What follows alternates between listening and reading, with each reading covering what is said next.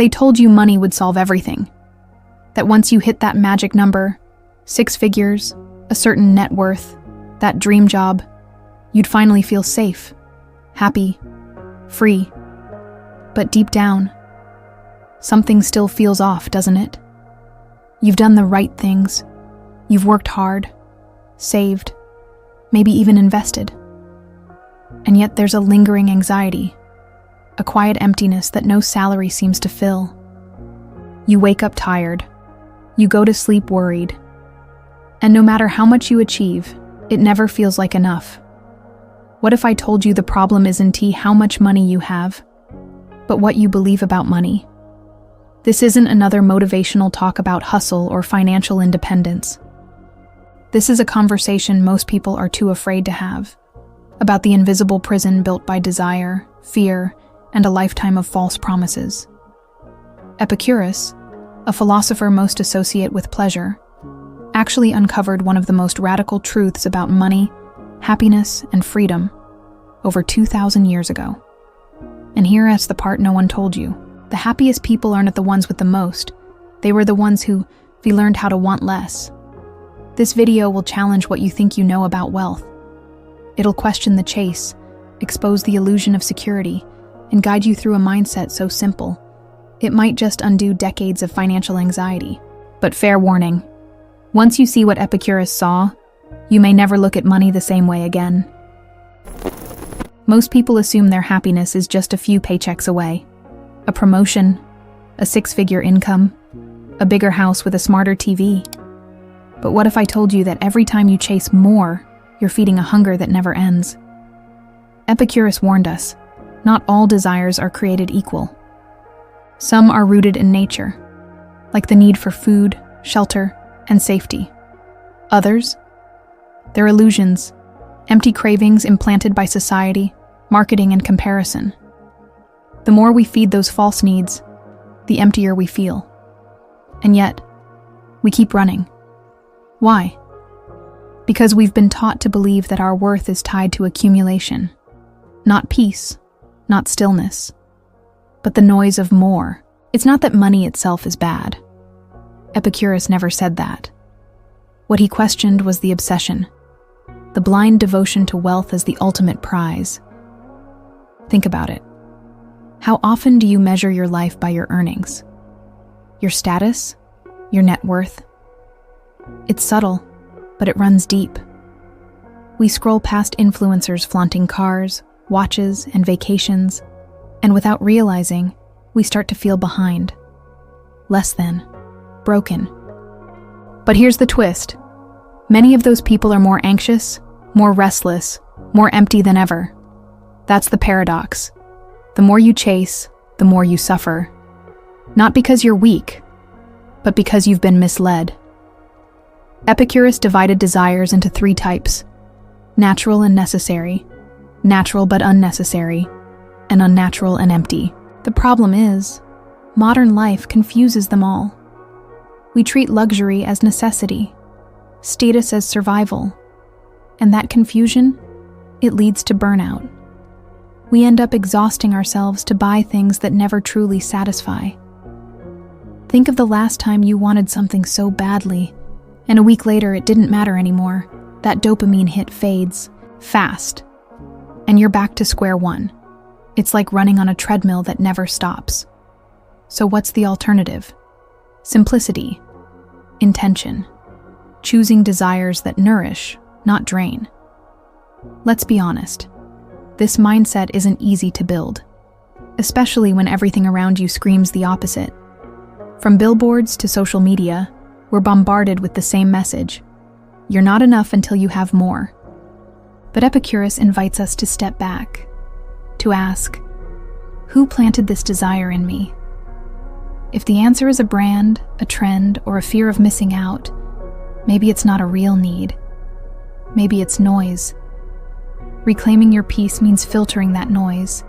It means slowing down, saying no, and realizing that the richest life may not come from chasing, but from releasing.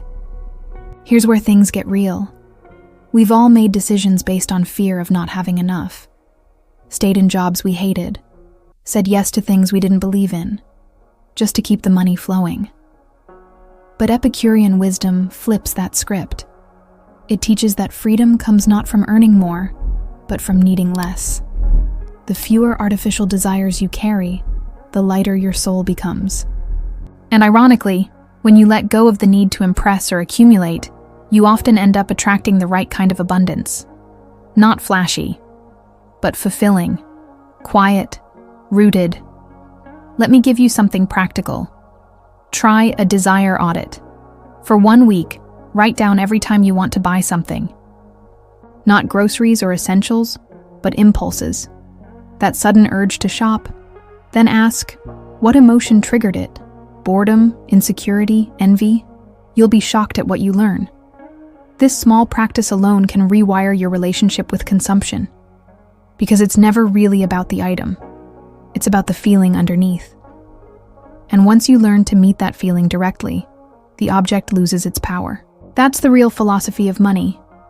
Not how to get more, but how to want less, wisely. Epicurus wasn't poor. He just knew that real wealth wasn't in the number of coins, but in the number of worries you could live without. That's a radically different worldview, especially in a culture obsessed with optimization, hustle, and 10x growth. But tell me this, if you doubled your income tomorrow, would your fear disappear? Or would it just evolve into a new one? That's the danger of chasing money without self-awareness.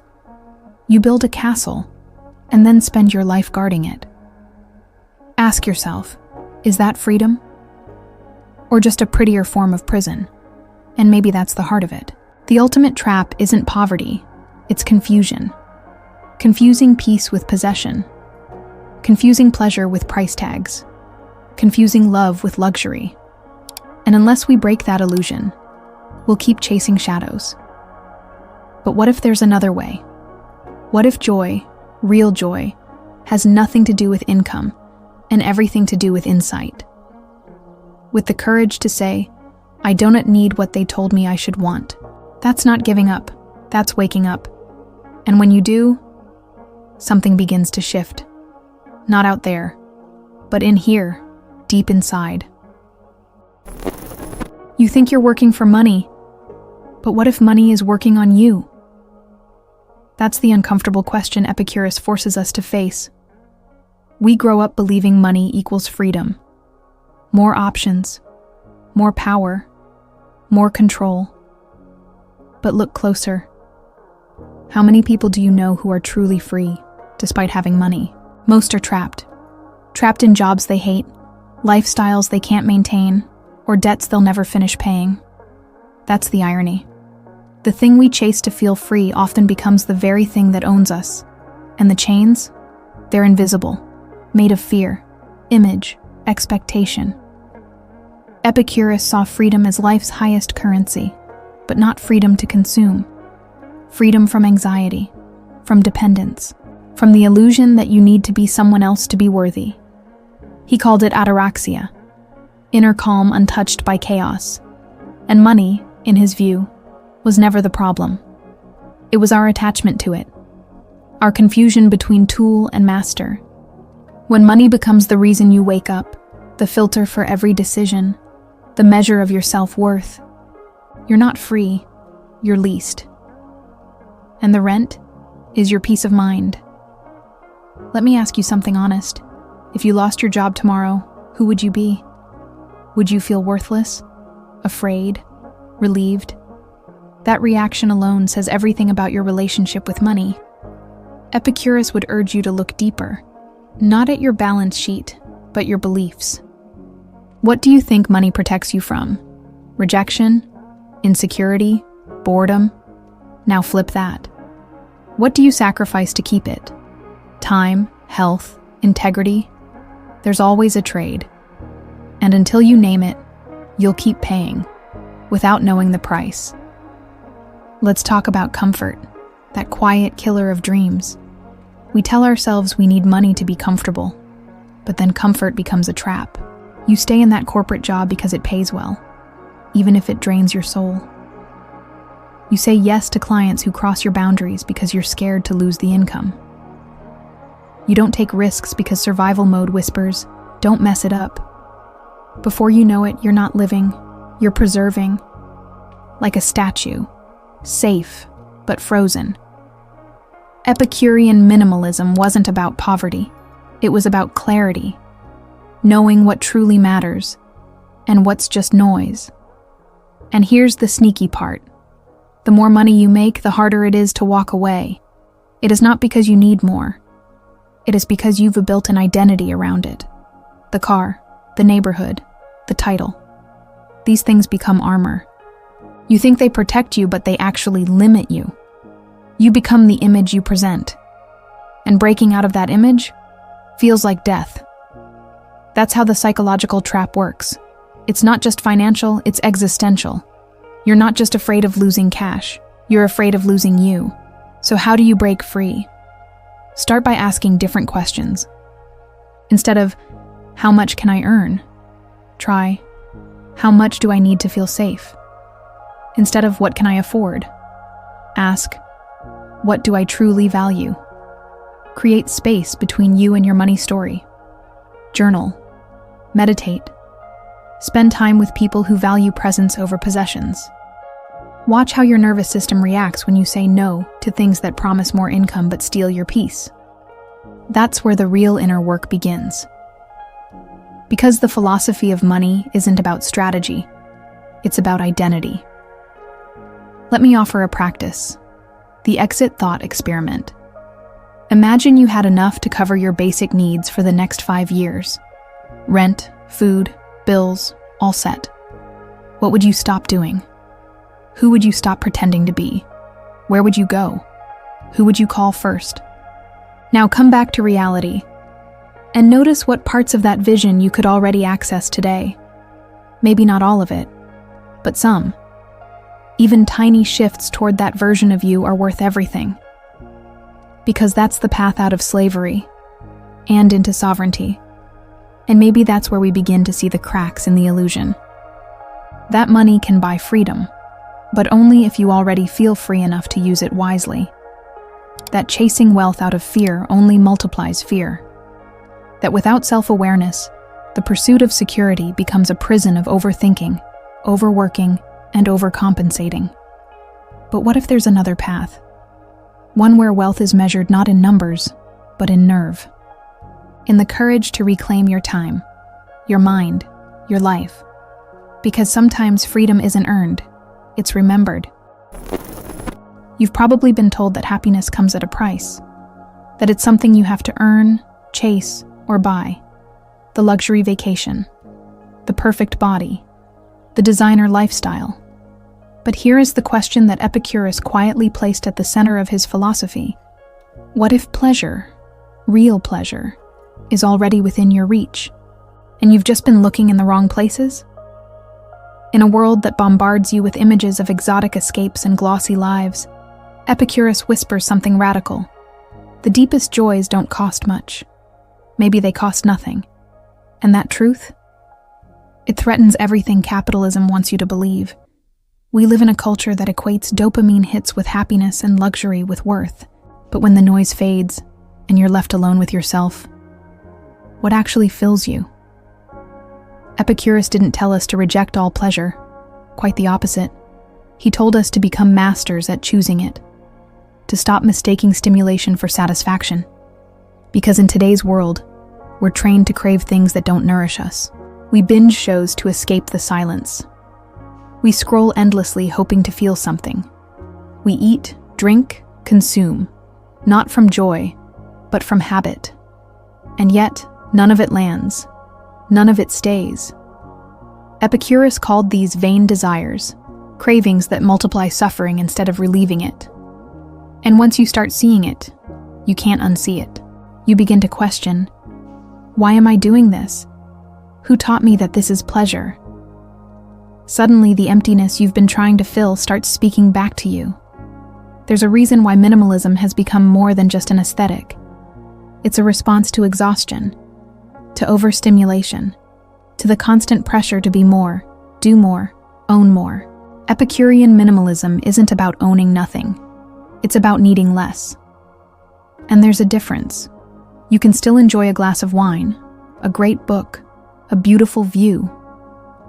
But it's the quality of the experience that changes when your heart isn't restless, when you're not chasing pleasure to numb your pain, but embracing it to enhance your peace. This shift changes how you live. You stop competing. You stop performing. And in that stillness, a strange thing happens. You feel alive again. Not hyped, not addicted, but present. Think about it. When you recall your most peaceful moments, they probably weren't expensive. A night spent laughing with friends. A slow morning with coffee and no rush. Watching the sky change colors at sunset. These aren't viral moments. They're not Instagram worthy. But they land. They anchor you. And Epicurus believed this was the path to ataraxia, the calm, unshaken state of mind that defines true freedom. He believed that the philosophy of money wasn't about gaining more purchasing power, but about reducing unnecessary craving. Because once you stop chasing empty pleasures, the real ones start to show up, and they usually don't cost a dime. So here's something practical. Start a daily enough practice. Every evening, write down 3 things that brought you small pleasure that day, even if they were simple. A walk, a good laugh, a stretch, a conversation. Then ask yourself, what do these moments have in common? You'll start to notice a pattern. They're usually tied to awareness, not acquisition. Connection, not consumption. And this changes how you make decisions. You'll spend differently. You'll relate differently. You'll even rest differently. This is how Epicurean philosophy becomes real, when it moves from idea to lifestyle, from concept to choice. But let's go deeper. Most people don't chase luxury because they love it. They chase it because they think it will silence something, the loneliness, the shame, the feeling of not being enough. That's why advertising works. It doesn't sell you a product. It sells you a version of yourself you believe will be loved. Epicurus knew this trap. That's why he warned against attaching pleasure to status or approval. Because the moment you do that, you hand over your peace to something you can't control.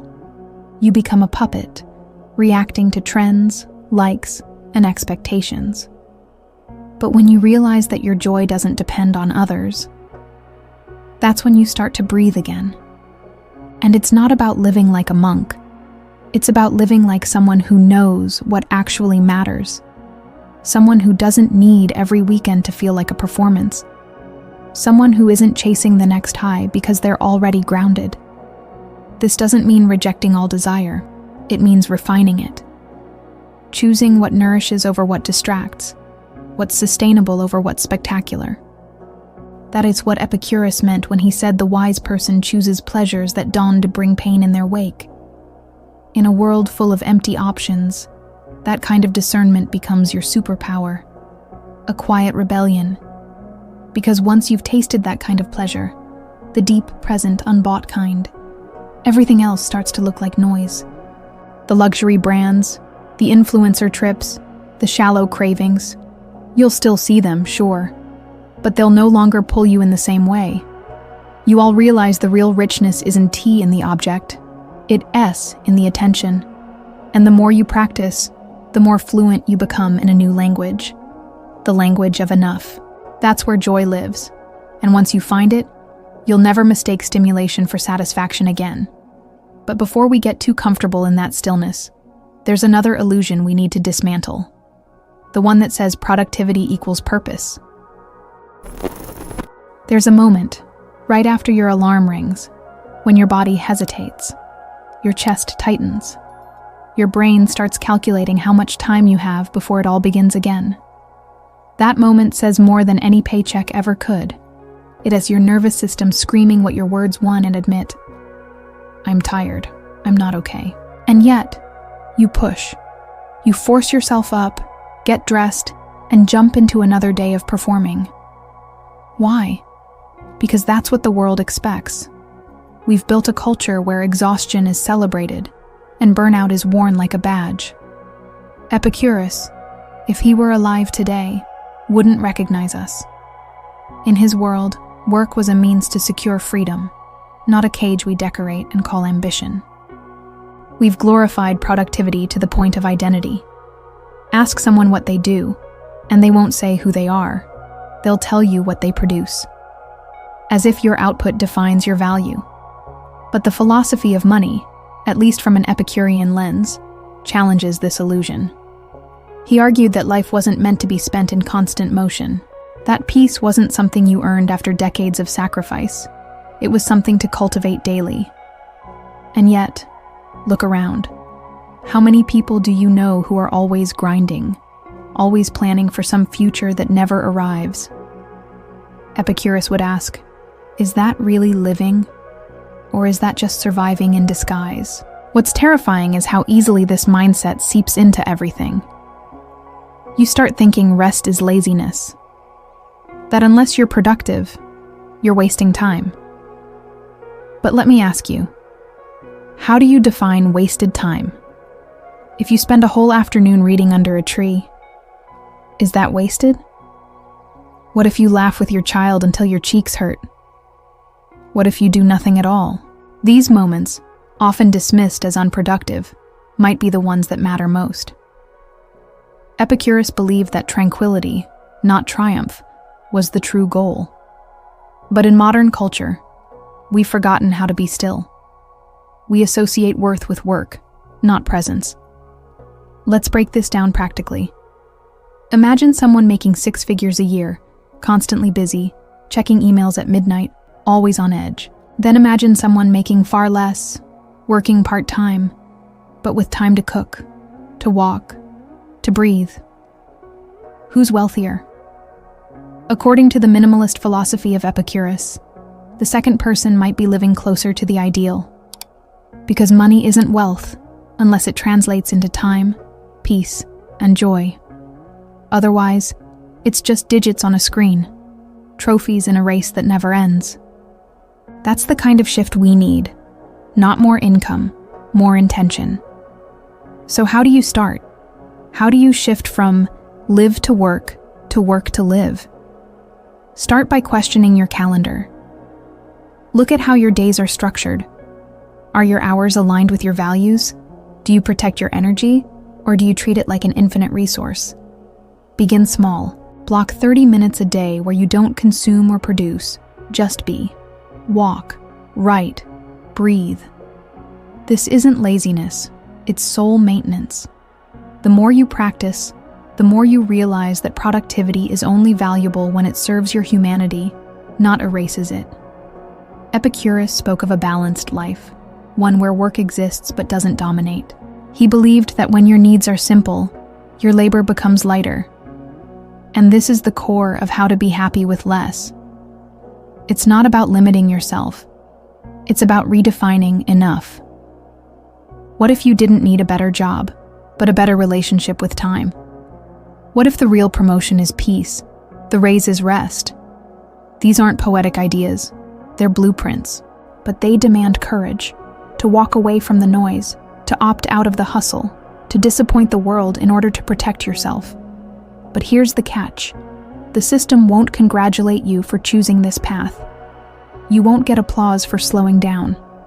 You might even feel guilt. That's normal. We've been conditioned to equate value with busyness. So when you finally stop, your mind may panic. That's okay. Let it panic, and then let it settle. Because underneath that chaos is clarity, a knowing that you were never meant to live like a machine, that your worth isn't earned through exhaustion. Epicurus would remind you, the goal isn't to retire rich, but to live richly now. Not someday, now. And if you're still unsure, just notice how your body feels when you think about work. Not your dream work, the one you actually do. Is there lightness or dread? Energy or numbness? Your body doesn't lie. And once you start listening, you begin to realize how much of your life has been organized around fear. Fear of failure, of not having enough, of being left behind. But the deeper fear is that all this effort might be for nothing, that you're trading life for survival. And that question, the one most people run from, leads us to the final illusion we have to confront: the idea that money makes us safe. Let's get real for a second. Most people don't want money for luxury. They want it for peace. They want to stop worrying, to breathe, to sleep through the night without the anxiety that everything could fall apart. That's the unspoken truth behind every financial goal. But here's the paradox. The more money you collect, the more afraid you become of losing it. Epicurus saw this trap centuries ago. He believed that fear, especially the fear of poverty and death, was the real thief of peace, and that no amount of income could ever protect you from your own mind. That is the problem with the philosophy of money as it is sold today. It treats fear as a numbers game, when in reality, it's a mindset. You can save, invest, diversify, build multiple income streams. But if your inner world is wired for scarcity, it won't matter. You'll still feel the panic when the market drops. You'll still check your bank app 5 times a day. You'll still wake up in a cold sweat, not because you're broke, but because you're not emotionally safe. That's what Epicurus meant when he said the wise man is rich, not by what he has, but by what he can live without. True security isn't the absence of risk. It's the presence of clarity, of values, of peace that doesn't fluctuate with your paycheck. Think of it this way. How many rich people do you know who are calm? Truly calm, not performative, not numbing with luxury or distractions, but grounded, content, rare, right? That's because money can only solve material problems. It can't heal emotional wounds. It can't teach you how to sit in silence. It can't make you feel whole. That's inner work. And when you skip that work, you turn money into a crutch. You use it to build walls instead of windows, to isolate instead of connect, to delay the truth you were afraid to face. I do not feel safe inside my own skin. Let's be clear. There's nothing wrong with wanting stability, wanting a roof, a cushion, a future. Epicurus wasn't against comfort. He was against illusion. The illusion that comfort equals control. That having more zeros in your account means you've outsmarted life. But life, as you've probably noticed, doesn't follow spreadsheets. Illness strikes, people leave, economies crash. And when you've built your peace on the illusion of control, it shatters the moment reality deviates. That's why inner stability is non-negotiable. It's not a luxury. It's the foundation. So, how do you build it? Start by asking what fear you've been avoiding. Is it the fear of being irrelevant, alone, powerless? Now ask, how has money become your answer to that fear? If you're honest, you'll see the pattern. You earn to feel loved. You buy to feel seen. You invest to feel in control. But Epicurus would guide you deeper. He'd say, face the fear directly. Sit with it, name it, and then live in a way that doesn't feed it. Because no number can protect you from the parts of yourself you refuse to meet. Try this. Instead of setting a financial goal this month, set an emotional one. Something like, I want to feel grounded even when my income dips. Or, I want to trust myself more than my savings account. Then reverse engineer actions that support that goal. Maybe it's daily mindfulness. Maybe it's cutting toxic comparison habits. Maybe it's having honest conversations about your needs. These aren't financial strategies. They're freedom strategies. And ironically, the more you practice them, the more ease you create, even if nothing outside changes. Here's a truth most people won't say out loud. Sometimes, the pursuit of financial security is just a distraction from spiritual insecurity. You keep trying to solve an existential problem with external solutions. But peace isn't built in dollars. It's built in discipline, in boundaries, in knowing what truly matters when everything else is stripped away. That's what Epicurean philosophy teaches us, that freedom is not given. It's remembered. It's claimed. Not by controlling life, but by trusting yourself within it. And that kind of self-trust is the rarest wealth of all. And maybe that's where this all leads. Not to more strategies or better financial hacks, but to a simpler question. What would your life look like if you weren't ruled by fear? If you stopped organizing your days around what might go wrong and started choosing based on what feels right? That shift alone could change everything. But before we close this chapter, there's something important still missing: a deeper integration, a bridge between ancient wisdom and modern chaos, a way to bring it all together and make it livable. So let's pause and start from the beginning. So now you know, the real poverty isn't in your bank account. It's in your beliefs, in the fears you inherited, in the lies you were sold about what it means to be wealthy, safe, and successful. Epicurus didn't give us a get-rich-quick plan. He gave us something far more valuable: the courage to define enough on our own terms. But here's the hard part. Will you actually live this truth? Will you dare to simplify, not just your home, but your heart? Will you challenge the idea that more is better? Will you slow down long enough to hear what your nervous system has been trying to say for years? Or will you keep running, hoping that the next promotion, the next number, the next big win will finally fix what's been broken inside? You have a choice now, not just to think differently, but to live differently, to stop chasing illusions and start building real freedom, one clear intention at a time. The world won't make it easy, but it'll be worth it. If any part of this video made you pause, stay, subscribe, turn on notifications. This is just the beginning of a conversation that could change how you experience money, and maybe even how you experience yourself. Now tell me, what are you finally ready to let go of? And what kind of life could begin when you do?